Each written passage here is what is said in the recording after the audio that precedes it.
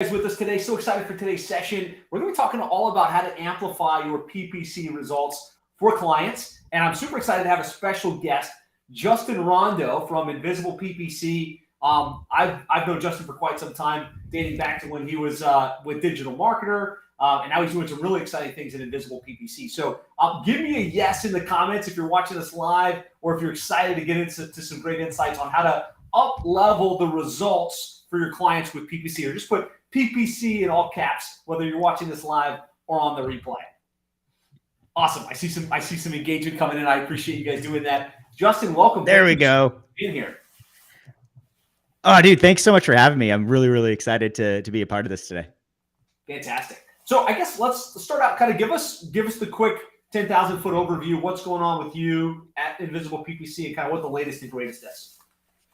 Yeah. So over the last, we bought it back in November of 2021 from Rob Warner. So if you're familiar with IPPC, you definitely probably know Rob. If you're new to IPPC, then you know my smiling face and my business partner, Avi Kumar's. But really, like our whole goal has been to become what we like to say is like in the top 5% of the best PPC agencies out there. Like that's been our goal and like our mantra, and what we've been really, really pushing, like our ad specialists and our account managers and all those to like really dig into. Like we want to be what I like to say is an inch wide and a mile deep when it comes to PPC performance, and really just being that support system and that fulfillment partner for agencies who want to offer PPC to clients. And in most cases, like clients are begging them to do it, but they just don't know how, or they can't make it profitable for their agency. So that's literally why we existed in the first place and why we still exist today. And really are one of our main core visions. Fantastic. So good. And so I know we've got some people that are in-house, some people that are outsourced. I'd love to get some insights from you, like with all of the changes in what's going on with PPC, like what are some tips you could share with the group that, that they can implement to generate better pay-per-click results for their clients on Google Ads and other PPC networks? Yeah. I mean, the first thing's going to be like, make sure you're really checking your conversion tracking. That's like the number one thing. When I was running my in-house team at Teamwork for a little while, and then at Digital Marketer before that, like the easiest place to screw up, and I've had tens of thousands of dollars of mistakes in this type of thing, is in attributing the wrong conversion action to the action that's actually occurring. So make sure that you really, really understand that and you've tested that thing out. Because Google or any network is only going to give you back the information that you're providing it, right? And it's only going to be able to optimize based off the things that you're providing it. So like a basic area where I see people really, really screw up is like, if like I've seen people associate like a conversion action with a click when the click's not actually the conversion. And then what that signals to Google is, hey, I need to get more people who do these types of clicky things or who do this action, which then will really dilute your audience, and it'll be doing its job and it'll be spending your money, but you're not going to be seeing it in the bank account. So that's like kind of the number one thing. It's real basic, but make sure your conversion tracking's covered. If you don't know how to do that, there's people who do. Like, if you're not comfortable with kind of digging in and doing those types of things, don't do it. I have a rule I used to tell all of my teammates at DM, at Teamwork, at Invisible PPC, anywhere I've ever worked, is if it's something outside of your core competency that's taking you more than 30 minutes to an hour to do, find someone else to do it. Just get someone else to do it, because they're going to do it faster and they're going to do it right. So that's kind of the way I'd go there. It's like, just kind of know the fundamentals, know the basics. I think the other stuff you need to be thinking about is really just taking a look at, I guess it's all fundamentals. It's really just is about the fundamentals when it comes to PPC. It's make sure that you're measuring the campaigns based off of the goals that you're providing. Are you trying to generate leads? Are you trying to generate sales? Are you trying to generate traffic and clicks? And based off of that, match the type of content and offerings to that. So, like for Facebook ads, like don't try to measure the success of like a traffic generating campaign by the number of sales it brings in the first 30 days. It's just not going to be the right thing to do, right? You need to be able to feed that engine and feed the retargeting mechanisms and feed your funnel to do that. So measure it appropriately. And then finally, it's like dedicated landing pages, dedicated landing pages, dedicated landing pages, a homepage, a product pages for like, like e-com and those types of things. Cool. But like your homepage might be stunning, but it's not focused. Like that's the importance of a landing page. You need focus in order to make people convert, because man, we are finicky folks. And even more so on Google, you want to make sure that there's consistency between that landing page and the actual ads that they're typing in, so that they know that, hey, they're in the right place and they can take that action.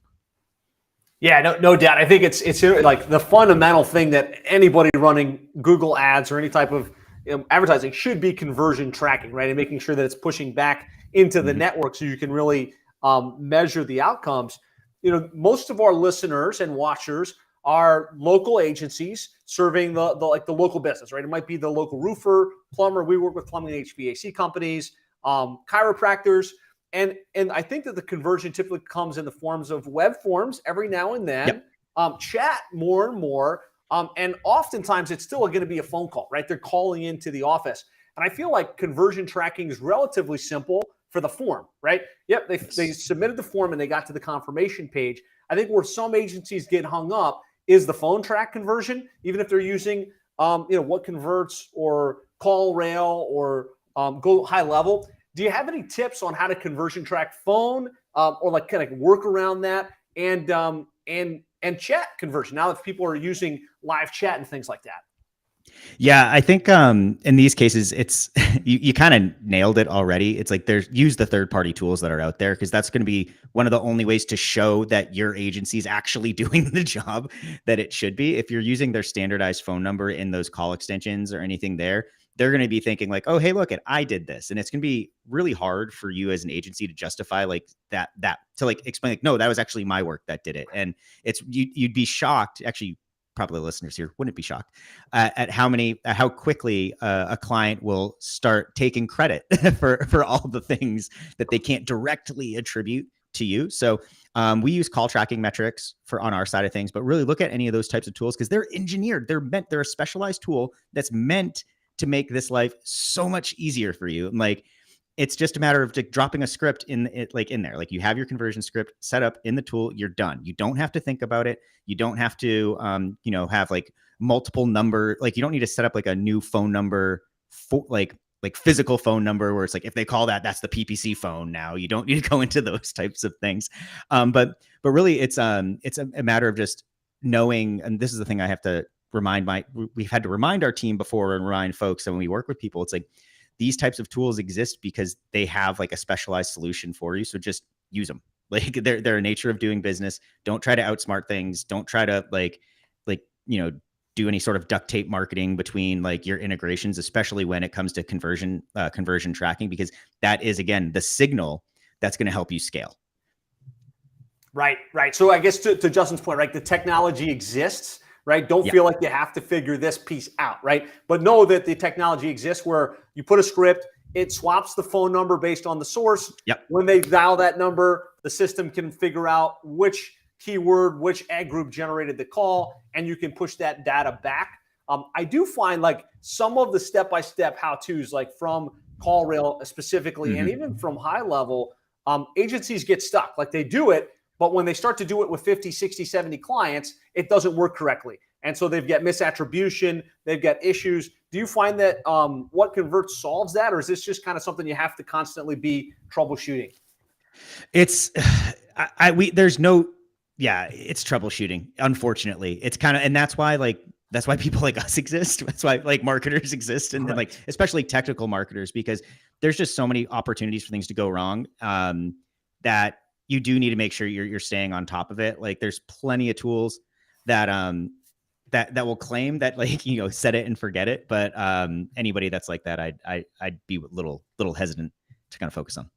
Yeah. So I think an important point, right? Even if you feel like you've set this up, whether you're doing it in-house, you've got a third-party service or a contractor, even if you feel like you've got conversion tracking set up, this is something you need to have checks and balances where you go back and double check. Is everything routing through correctly? Like, can you give us like some tips for the agencies, like on the key things that like a PPC ad manager should be looking at maybe on a daily or weekly basis to optimize the performance of campaigns? Yeah, and I'll bring it just from how we do it internally. I think that's probably the easiest way to Amazing. to break it down. So you don't need to be verifying your conversion tracking daily, like once it's set up and you have those things in place. Obviously, cool. When you're going to be wanting to look at that is more is when you think something's up, when you think something's wrong. But in order to know to think or know something's wrong, you need to be looking at the dang accounts, right? So from a daily perspective, what we do is we have someone in the account each and every day, kind of running through a checklist of like what's going on with search terms. Do we see any search terms that are triggering ads that shouldn't be, right? Because and Rob Warner has been doing some really interesting research lately on these types of things where exact match ain't as exact as it used to be. So these things can kind of sneak in. And it doesn't matter if you're, longtime PPC expert, like they find their way in. And I know your client's like budget, they're going to be tight on that, and they're going to be very protective of that budget. So you want to make sure that, man, like what's going on with those search terms. So that's the number one thing we have them looking at first. Then you'd be kind of looking at like, how are things going from bid adjustments? Are we limited? Does it make sense to scale out? Like anything along those lines. But that's more daily reactive type things. So like how I look at optimization is two ways. You can be reactive, and then you can be and then you need to be proactive. The proactive optimizations happen weekly. So what we're doing is we're looking at a dashboard that we build for our clients or for our partners. And we're looking at, what's their visibility looking like, what's their engagement looking like, and what's their conversion looking like, and then associating costs with all of those things. And then that's where it's going to tell us to start working, right? That's going to say, hey, conversions are actually kind of down. And then we go, cool, let's take a look at the landing page. What's going on here? Are we consistent from the ad to the landing page? It'd be really silly for us to hang out and try to optimize or split test a landing page if we don't have a conversion problem, right? So if we had, let's say, an engagement problem, like, oh man, like we're getting a lot of impressions, but God, we cannot get them to click.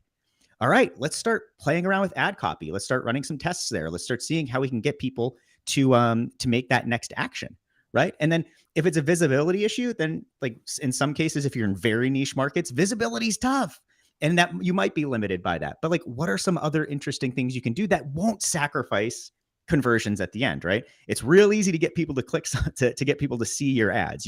Google will spend your money, but you want to make sure that you do have those checks and balances in place to say like, hey, impressions are up. How has that impacted engagement, and how has that impacted conversion? So anytime you're making any types of changes like that, after you've identified the area of opportunity, whether that's taking something from bad to good or taking it from good to great, then you look at the ripple effect and how it's impacted everything else. So that's really what we're doing weekly is like, okay, based off of performance, are we kind of where we expect to be? Yes or no? If yes, cool. How can we do better? If no, how do we get to where we need to be?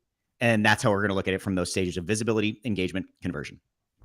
Love it. Good stuff. And I know coming from Teamwork, you're very project management oriented. I know you probably have some amazing project templates that you guys run internally there at Invisible PPC to really stay on task with all of your client accounts.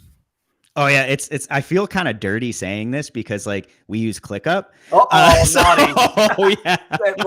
So do all of the other most agencies these days, right? Oh yeah, that one hurt. When we, but swallowed my pride a little bit there. But yeah, I've actually been on a couple of trainings with ClickUp, actually on one of them, walking through kind of the onboarding process and how we do this. Like we have everything set, kind of ready to go. Where it's like when we OB a client, we're just like, great, duplicate this template, run the playlist, and then go.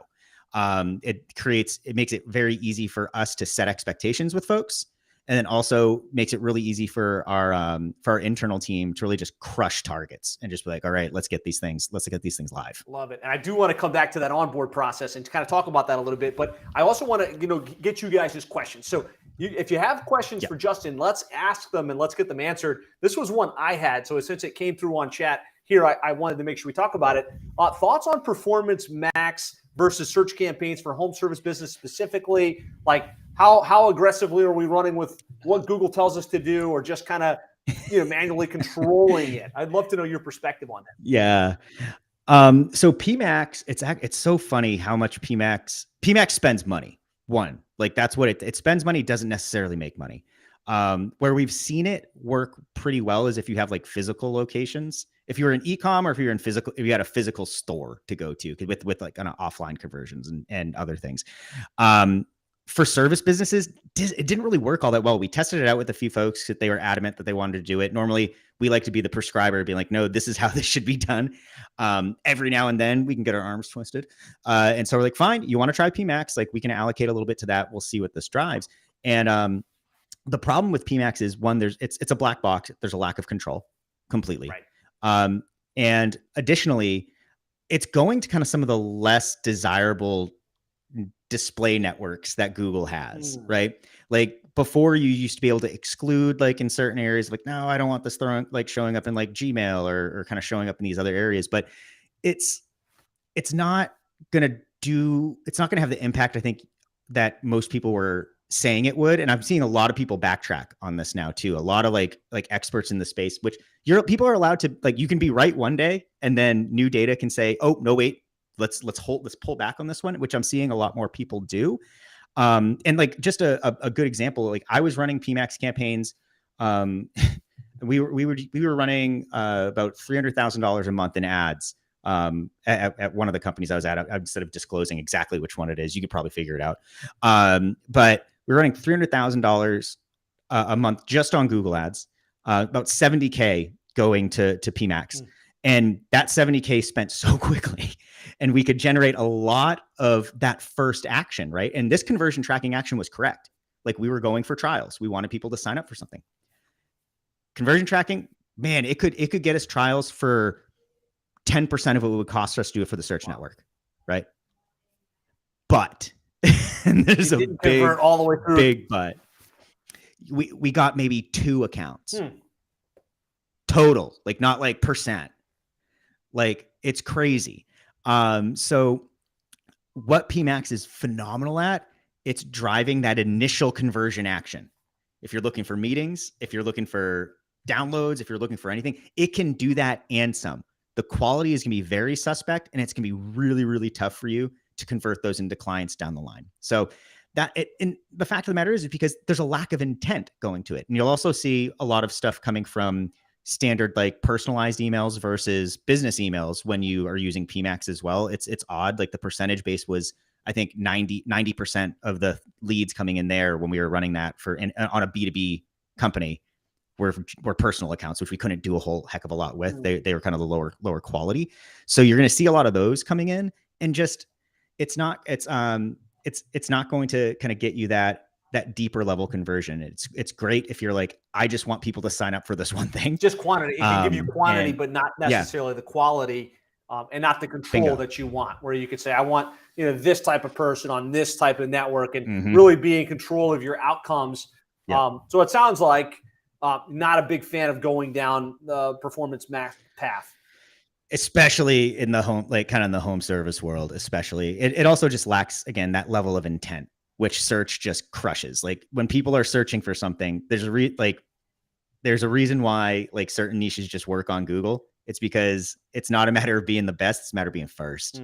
And so if you're able to be first and you're able to answer the call in a timely fashion, you're going to win the business. You don't get that with PMax. Nice.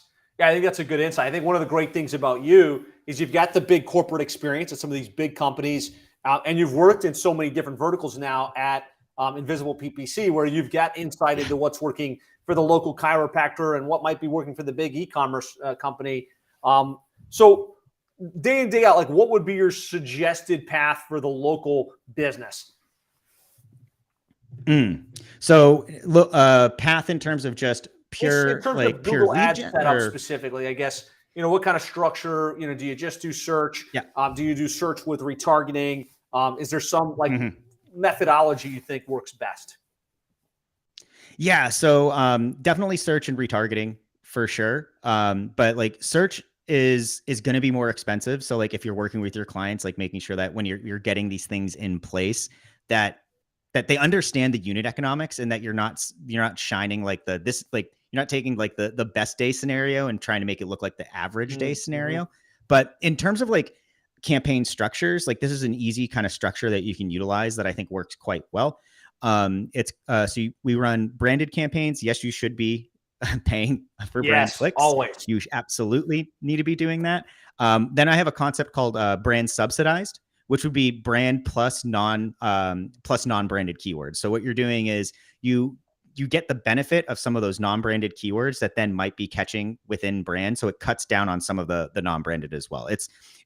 We've been doing it on a few So like accounts. That's worked in this pretty case, well. if the client was Shamrock Plumbing, we're bidding on Shamrock Plumbing. That's our branded term.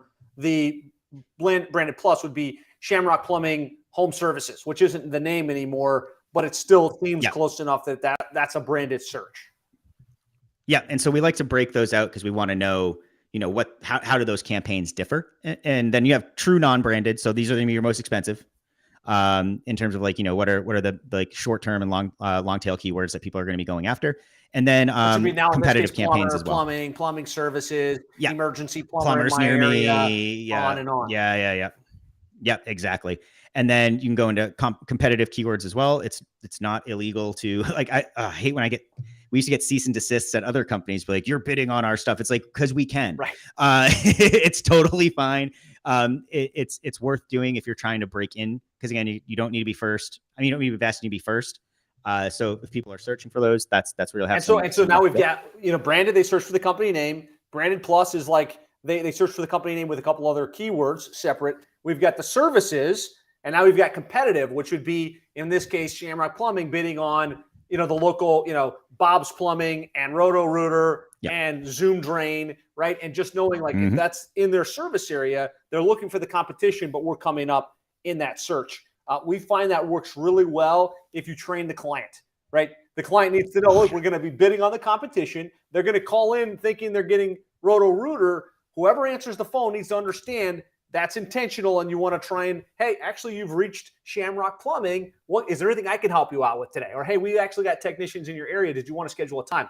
If the client understands that and is prepared to have that conversation, it can be really effective. If you throw that competitive campaign on top of them and they don't know it, they say, oh, this is Shamrock Plumbing, right? You're trying to get Zoom Drain. Here's their number. And I've seen it happen. And it's like, no, we just paid like $72 for that lead. Like, you need to know how to handle that call, right?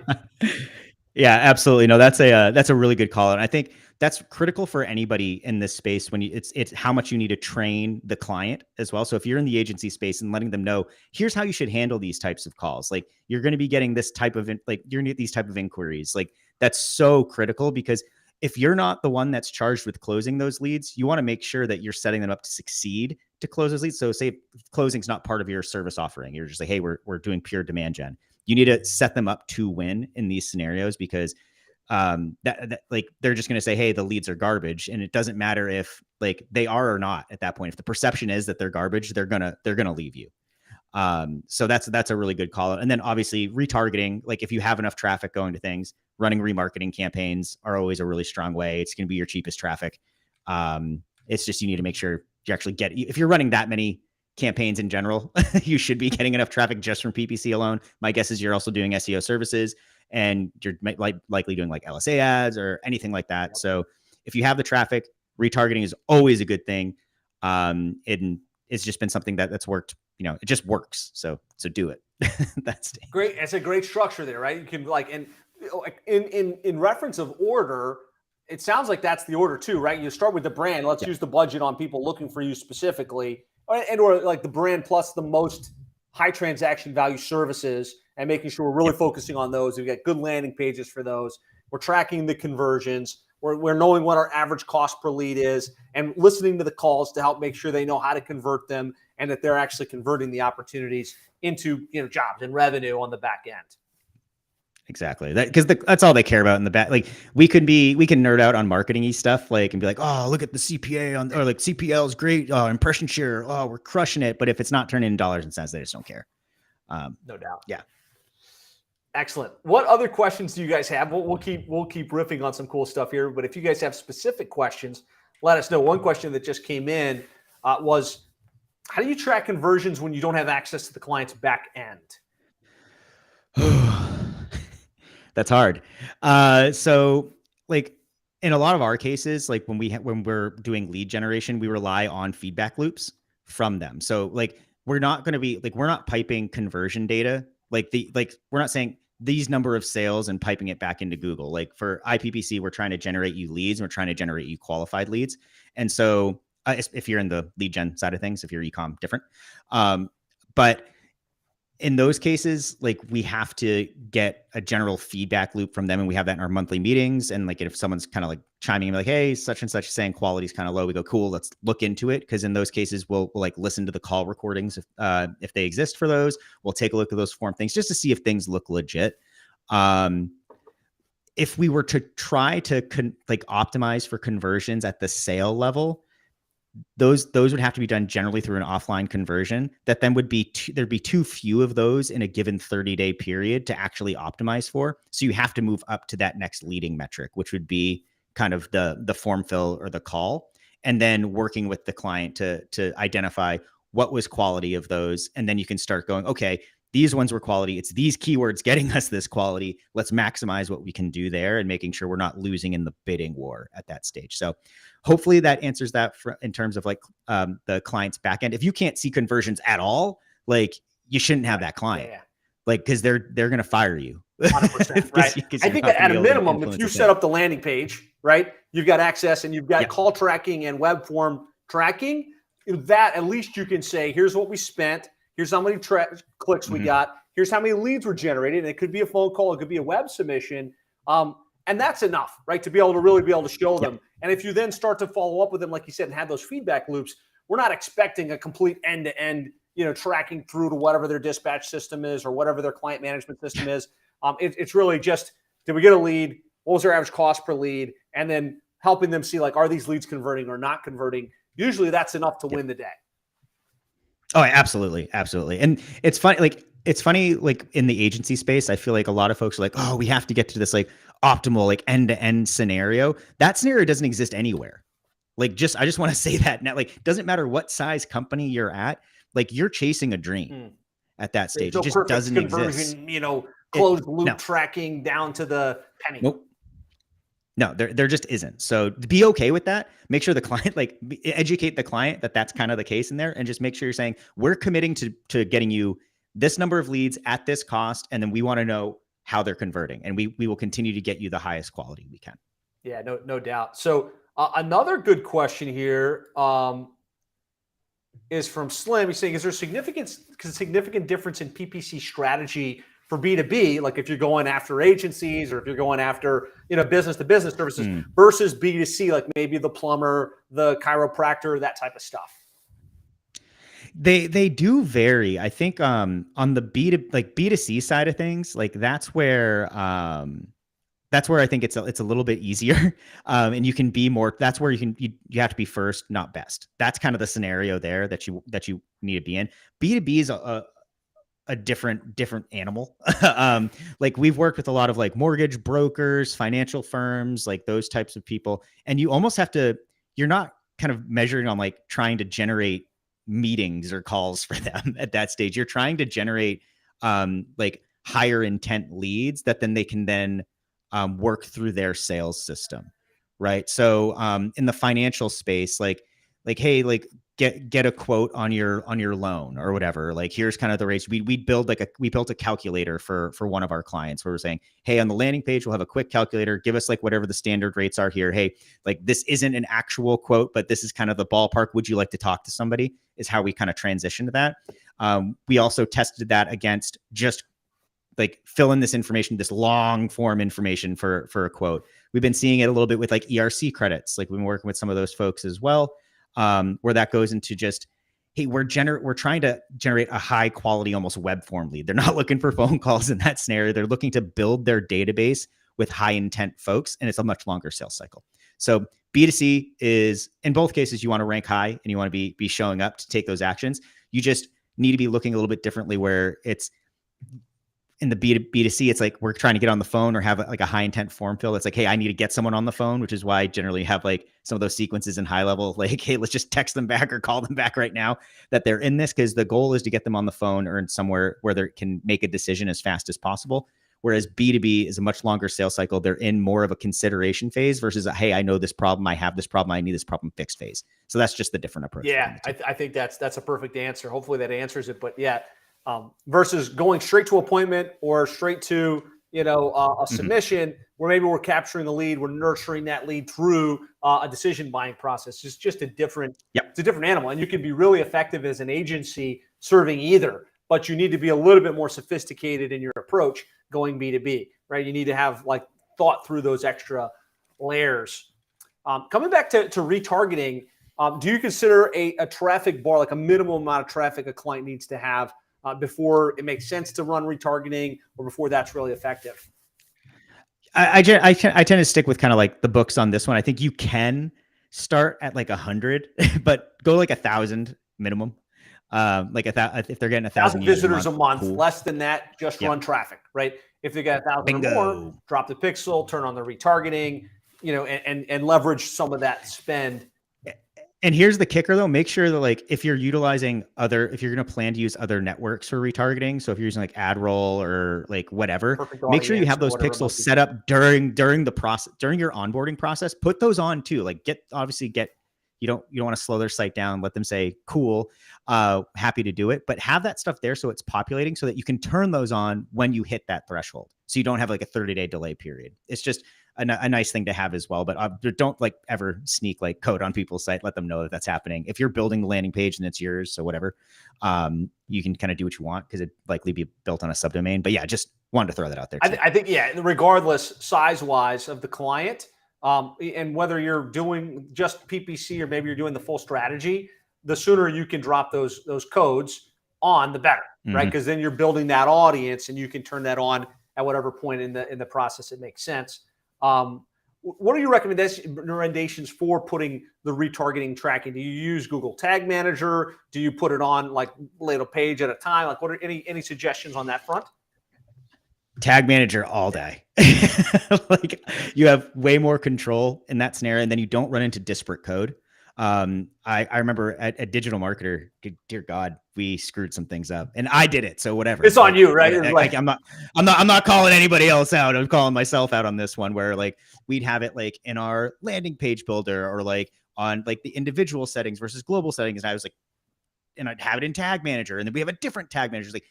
Tag Manager is the way. It is the way in these scenarios. Yeah. So, if you run an agency, this shouldn't be new information to you, but if you're putting any kind of code on your client site, set it up in Google Tag Manager. It's one piece of code that goes on their website, on their landing pages, on any of their properties.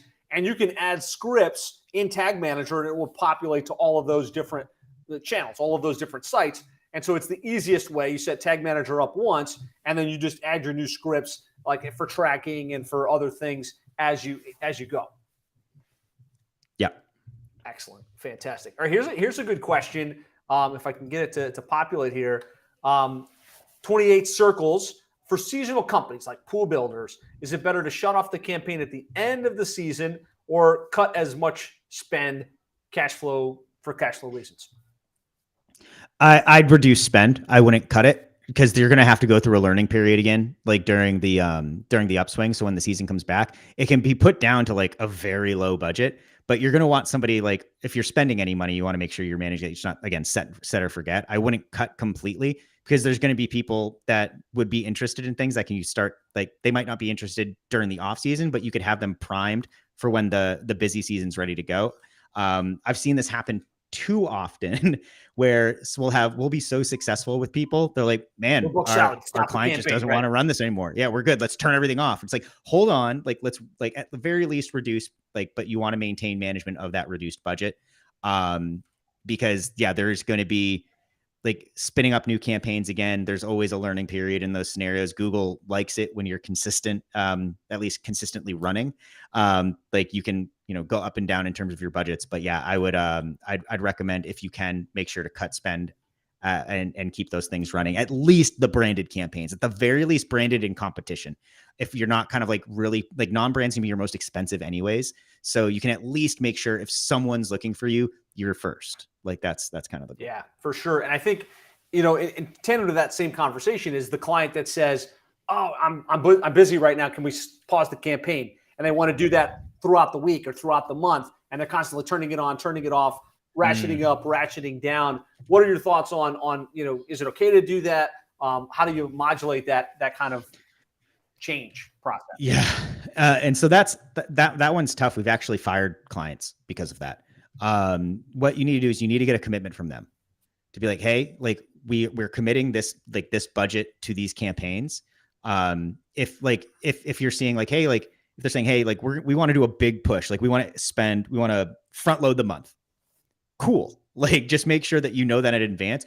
We actually, when anybody's working with us, if you're an agency partner of ours, in our like terms and conditions, like it says you cannot make changes in here. You and your client cannot. Like we will be, if you do, we'll be like, hey, stop. Like we really need to have control on this thing. And then if it happens again, we're like, ta-da, see you later. Because we need to make sure there's a level of consistency, because if you introduce more variables, it's just going to be problematic. And then also, like when you're thinking about spend in general, like you can easily ruin a campaign by just doubling your spend right away. Right. So like most people think, oh, hey, like things are going great, I'm just going to throw all this money at that. That could actually really, really, really, really hurt you. And then your client would be like, hey, well, wait, I was getting $100, like $100 leads, and we were spending $1,000. So man, if I spend $2,000 just tomorrow, I should get this many leads. That's only never the case. And you have to ramp up slowly when you're doing these types of things, just like when you should ramp down. Like it's fine. Like if you're like, we just got to cut this, something happens. That's the emergency scenario. But in just the way that you pair things up, you should also try to pair things down. Yeah, I think it's really important as an agency to understand that and believe it, right? Because what I see a lot of agencies, get stuck on is they want to be very responsive to the client, right? And they're like, okay, Mr. Client, you've got this, your dispatch board or your client board is full. So we want to be responsive to that. We're gonna slow the campaign down. We're gonna reduce the budget until Friday, and then on Friday we're gonna turn it back on. And you think you're doing the client a service, but what happens is, maybe you're jumping through hoops for the client, and it's not just to make things more efficient on your end. It's that when you change variables that quickly and you don't keep it steady, you're gonna kill the conversion of the campaign, and they're gonna wind up getting worse results. They're gonna wind up saying like, "What happened to our stuff?" So you need to understand that that's how things work on the back end, and you and your account management team need to have confidence to convey that to the client. Well, no, we can't do that. We need to keep it running at this amount and move forward or down by a certain percentage amount any given week, any given month. Because it's going to generate better results for you in the long term. And I get it too. It's like, you might be saying to yourself, well, hey, like if I'm spending more, like I get paid more, and you're really wanting to push that, but you're going to want to, again, like if you want to hold on to the longevity of the client, like you gotta scale those things up like at a slower rate. And that's like, we have a client coming on right now that's like, hey, when we're ready to go, we're going to be able to throw $50K a month at this thing. I'm like, great, we should get started like yesterday at this lower rate and start building this thing up so that we can make sure when you're ready to spend $50K a month that we're there for you. Do you have any rules of thumb in terms of like what a good average amount to scale a campaign is over time, or is there any like benchmarks for that? I don't have a good one. When I've been doing it, I've looked at like between like 20 and 40%. Like I'd test out, like depending on like where my starting point was. So kind of like starting slowly there. So it would take a couple of weeks by the time you get to that kind of like final endpoint based off of where you were going. But I'm sure someone wrote a benchmark somewhere else that completely negates that. I think it's more up to preference on those types of things. Yeah. So, yeah. No doubt. So here's a follow-up on this. So if a company only answers the phone Monday through Friday, 8 to 5, do you recommend running 24/7 or only when they answer the phones? When they answer the phones. Yeah. So in this case, like the wonderful thing about Google and those, like you can start setting like your times for when you want these ads to show. Take advantage of that, because the last thing you want is someone calling in and nobody's answering, right? That's just that's the nightmare scenario for most people, because those calls are wasted expensive. money. Yeah, that's wasted money. Yeah, it's just wasted money. Be cognizant of when they're answering, or at least if they have an answer service, spend the money when there's a live answer, because Good question. Good answer. No, that's a very, very good question. Yeah. Here you go. PPC professor, how are you guys managing these extremely high PPC when maximize conversions or target CPA that have come in the last 5 to 6 months in Google Ads? Oof, man, I feel like how I answer this, I'm gonna be like BSing you, to be quite honest. I'm not the guy that's in the account day to day anymore. That actually would be something I'd have to ask somebody, because I don't want to give you bad info there. It makes me probably look less of an expert in that regard, but I don't want to give anybody bad advice on this one. No, fair enough. And I think you guys have done some really cool things at Invisible PPC over the last year. I know you're shooting for, you said was it 5%, top 15% of all? Top 5%. Top 5% of all agencies. Talk to us about some of the things you've done with processes and team to make sure that you're kind of working towards that goal. Yeah. So big stuff we've been doing. It's we maintain that overall pod structure where we have we have an account manager that's dedicated to their main accounts, but they're not just like the standard account manager, the one that's like playing telephone between the people doing the work and appeasing the client. They're all some of our most senior Google Ads staff. We've been hiring a lot from actually ex-Google folks, like people who actually did the ads for Google, not the people that made said, hey, do all your recommendations. The people that actually ran ads for the clients that were kind of coming through there. So we were attracting that type of talent. And then we also, underneath all those types of folks, we have just a team underneath them as well. So there's you have somebody that's working on the account at any given time. We also make sure everybody gets certified. We do, two times a week, we do complete all hands trainings for them, where we actually look through the overall account. So we kind of go through the client list, highlight certain areas there, and then we let new people take the role of kind of like the AM and try to talk through how they can how we'd want to work on this account, kind of letting people kind of grow in their roles while having way more visibility on that. So our goal was just be really good at PPC. And so that's going to be by, collaboration, education, and just doing it. So yeah. Love it. And I love the fact that you guys are attracting a lot of ex-Googlers. So you've got some really high talent in the organization, like in the campaigns, running the campaigns. Can you talk a little bit about the onboarding process? I think the way you onboard a client with these campaigns really can make or break the outcomes for the agency and the clients that they serve. So if we could talk about that a little bit, I think that would be really cool. Yeah. So pretty much how it works when you sign up with us, you get that account manager, and we have actually a pretty long, lengthy form of get us access to all of these things.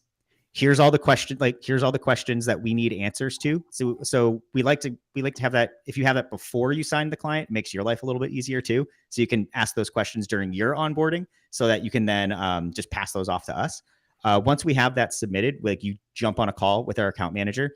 They tend to do that probably a day or two after you fill it in, just so that we have time to actually do the pre-work. So we can say, hey, cool, let's start doing some competitive analysis to start looking at the overall campaign structures and how we want to attack this thing.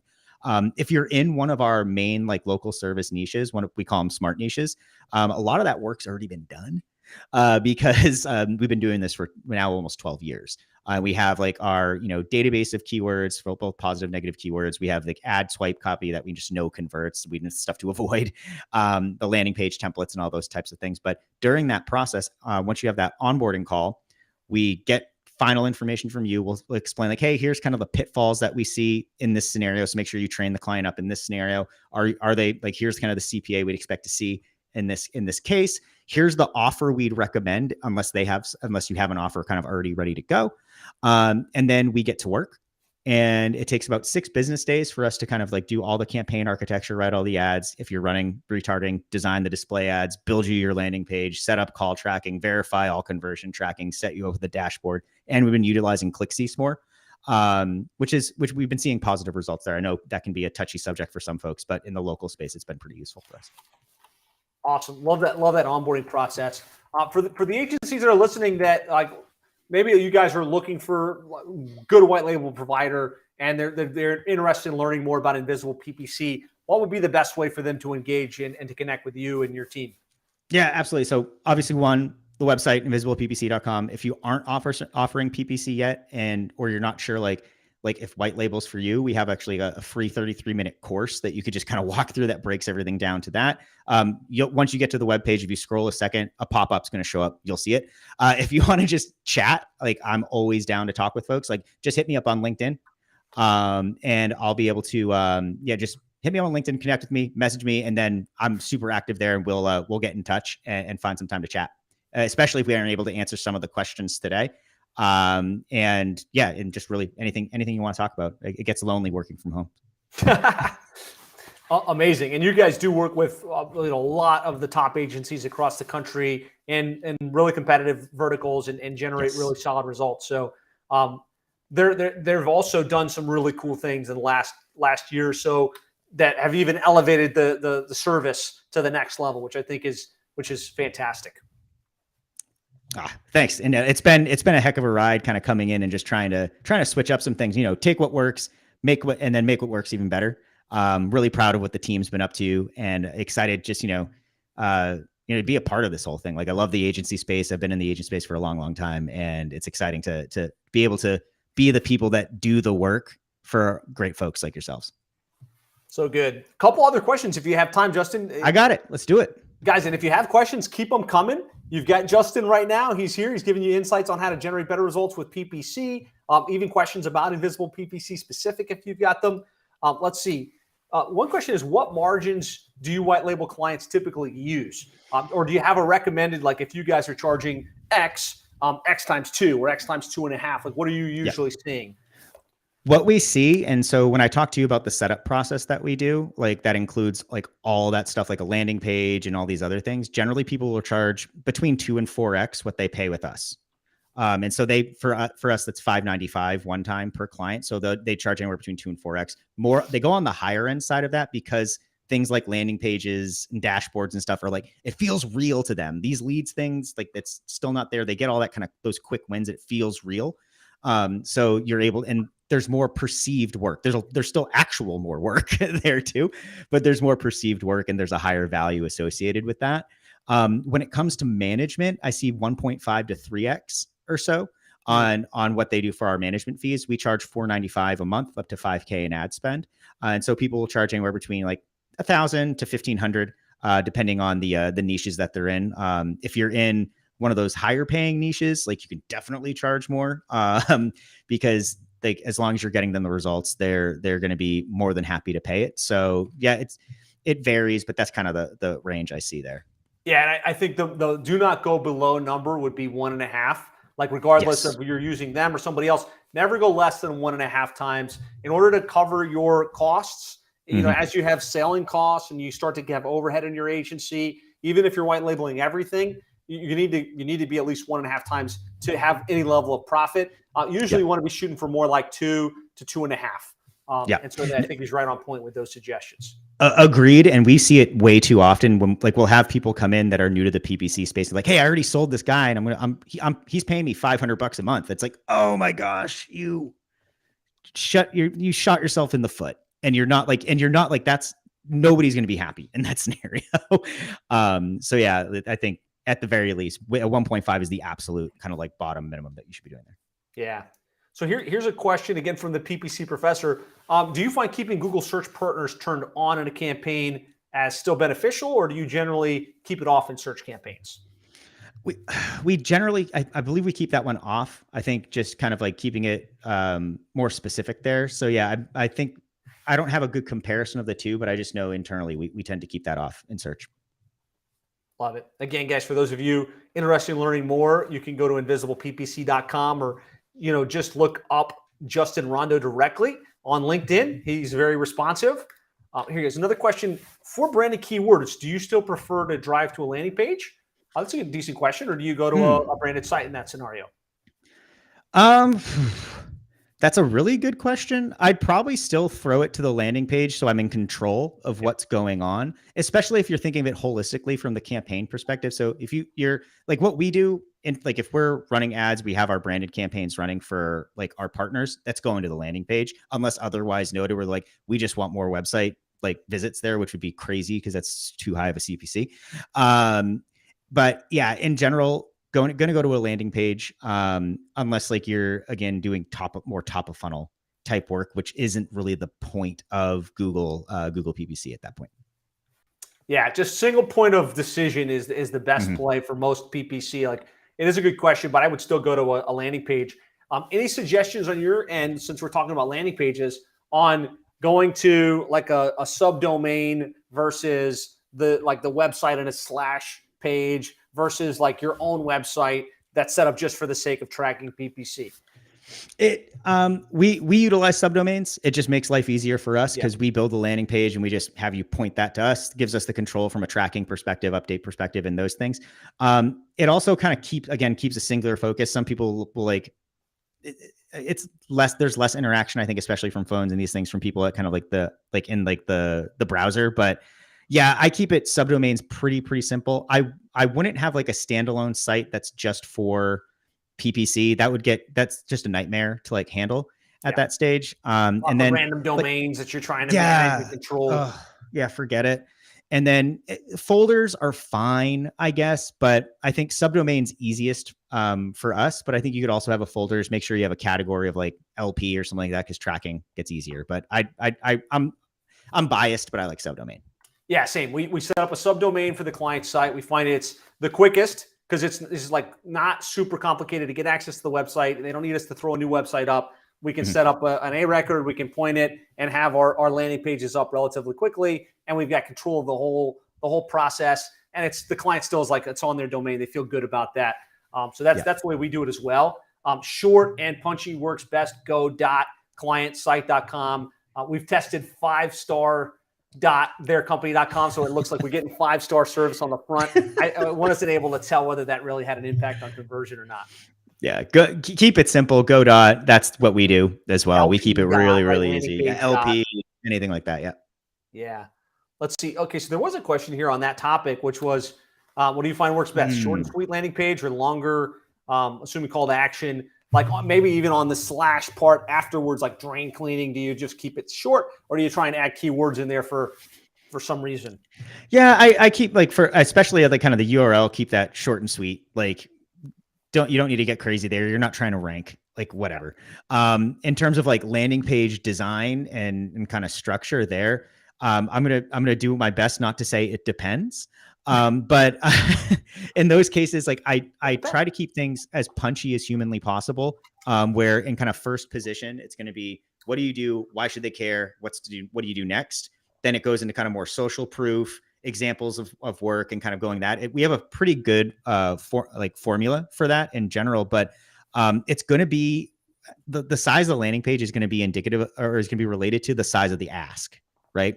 How much convincing do you have to do on this page? So if you're working with local service companies and those things, not a whole heck, like B2C local service companies, not a whole heck of a lot of convincing. Do you check the boxes for why they search to get there? If so, let them take that action and let them do it right away.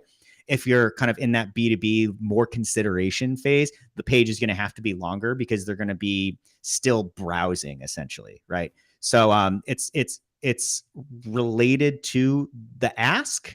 But in the cases that we've been talking about mostly today, it doesn't need to be a monster page. Phone number in the top right-hand corner. Bingo. Scroll down, form that they can fill in. How do you feel about landing page having a chat budget or a chat widget on it? That one, I don't have enough data on that. It's probably, I don't think it would hurt it other than like, I don't think it would hurt. But I don't have a good enough opinion on it. Like everyone throws them onto like their home pages. So I'm thinking out loud now. So here we go. People throw them on their homepage. That could be a distraction. If you want to keep things singular focused, and your market isn't into like the whole, like, I need to go through like this chatbot type thing. I think you'd want to like, I'd probably, in lieu of a chatbot, have like a click to call bubble as well.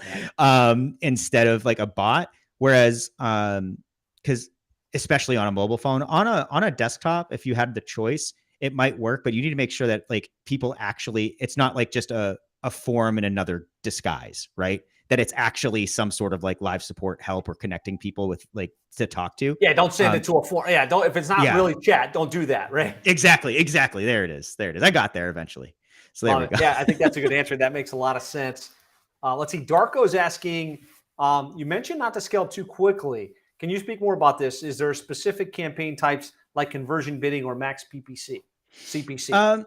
It's not really going to be based on the campaign types. It's really just a matter of like, you just don't want to plop a whole bunch of new budget. You don't want to go, you don't want to be for a campaign you've been running that's like, hey, this campaign we're running like at $2,000 or like at $2,000 a month or whatever that would be daily. And then you just suddenly going like, you know what, now I'm going to like double it. Right. That's more of what I was talking about versus instead of So whether it's a campaign don't go type, from like, $2,000 to $5,000 from one day to the next, right? You like set a baseline and then creep it up or creep it down. How about coming out of the gates? Is there a benefit if they've got a $10,000 budget to leading right out with a brand new campaign at 10K, or do you start and really ratchet it up over time? With those ones, I would probably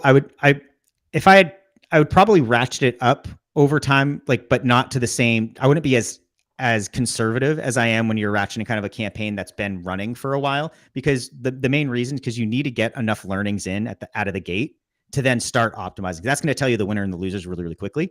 But when you're when you're working on campaigns that are in flight, like making a drastic change, like a budget double or a budget triple could be problematic, regardless of whether you're looking at things from a conversion bidding or a max CPC. Good stuff. Good answer here. Guys, let us know in the comments. Give Justin a 1 in comments if you're getting value, getting insights. I appreciate you being just open, honest, transparent, sharing great insights with the group.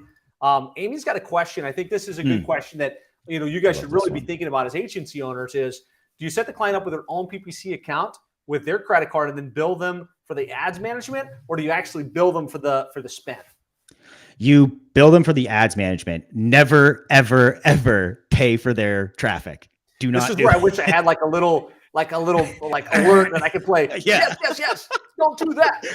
Oh my gosh, do not do that. And then also, like, and here's another red flag I see. So don't be that agency. And if you are that agency on here, we'll have talk later. Make sure that it's their ad account too. Like, don't like try to hold them hostage by creating an ad account and then they put their credit card. Like, no. One, like, you can't have a credit card and 2 spaces on there anyway, so whatever. But like, let them use their own account, let them hold on to that, have them grant you access via your MCC, or now like GAM. I think they're not going to make GAM happen. It's always going to be MCC. Yeah, have them grant you access that way, and then that means you don't have to worry about any of the billing side of things, like, and you just charge them for the management. Yeah, like that is absolutely. There's lots of potential downfall to running the Google ad or the Facebook spend directly on your company account. They could not pay you. They could charge you back. You're still holding the bag for that spend. There's lots of potential pitfalls to that. So just take our advice. Set them up with their account, add it to your MCC, put their credit card on, and you sell it as, look, this is complete transparency. You're paying us X to manage this, and we're going to make it work. And then you can see exactly how much going to Google. And that's it's just a good way to keep things separate. Yeah, exactly. Awesome. Let's see. How are we doing on time? Do you have a hard stop right now? I could do one more. One more question. Okay, let's do this. I think this is a good question to end on. What about ad extensions such as GMB? Do you add those? Do you like trying to add extensions to really beef up the search result page? So we can do 2 more, because this is yes. This answer is yes. What about them? Use them. They're a phenomenal way to diversify kind of like your results, as well as to take up more space. So yes, use those. Awesome. Yeah, and that was easy. Like, definitely use every little piece of real estate that you can. This has been great. Lots of positive comments here. Lots of ones. Thank you guys so much. This has been awesome. If you're looking for a really good white label provider that really has this dialed in, can set it up for you all the way through, from the landing pages to the ad account management, all the way through to really like maximizing the results for your clients, and have it in a white label way where you don't personally have to be involved. You can feel like, I've got these guys, they know what they're doing, they're going to run the campaign for us. I can highly recommend Invisible PPC and Avi and Justin. So you can go to invisibleppc.com, connect with these guys if you're in the market right now, or if you're just thinking about adding this as a service. And we will wrap it there. Justin, thank you so much for coming on and for all of the great insights. Awesome. Thank you so much for having me. This is so much fun. Fantastic. All right, guys. Thanks so much for joining us live. We'll see you next